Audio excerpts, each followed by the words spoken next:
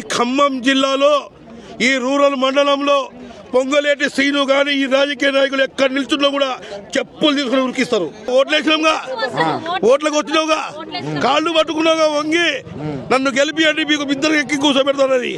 ఏది మిద్దకైతే పుత్ర కర్ర కూర్చున్నాడు కూర్చుండీడు.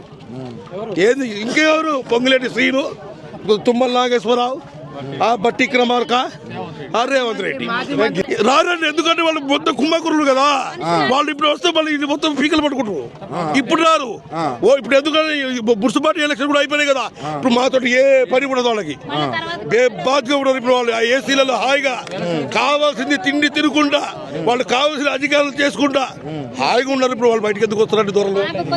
దొరలు లక్షల ఎకరాలు ఉండొచ్చు, కోట్లు ఉండొచ్చు, అంతస్తుల మీద అంతస్తులు ఉండొచ్చు, ఏసీ బెంచింగ్ కార్లు ఉండొచ్చు.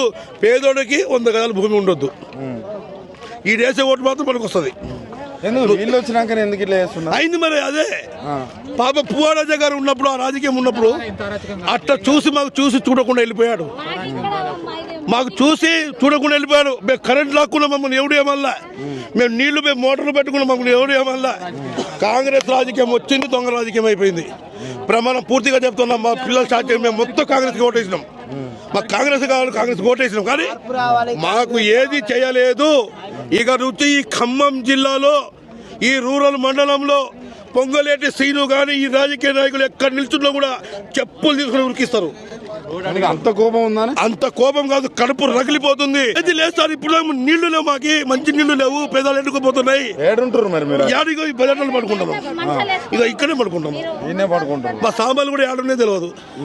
మొత్తం మట్టి కప్పారు. మాకు టైం కూడా ఇవ్వలేదు. వండుకోవడానికి కూడా ఏమీ లేవు సార్. ఏమి లేవు. ఏ మరి వాళ్ళ పాపం తెలియదు. రాజకీయ నాయకులు పాపం కూడా సార్. అన్ని అనుమతి లేవాడు. రేవంత్ రెడ్డికి ఏం చెప్తారు? నేను రేవంత్ రెడ్డికి చెప్పేది ఒకటే, ఈ రాజకీయాలు మొత్తం మానేయండి.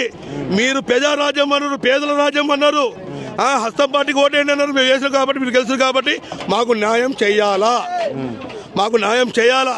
చేయకపోతే మాత్రం మందు డబ్బాలు తీసుకొని ఇక్కడ కూర్చుంటాం. ఖమ్మంలో మళ్ళీ కాంగ్రెస్ పార్టీ అనేది బుడేదే కూడా చేస్తాం. ఇది మాత్రం పక్క.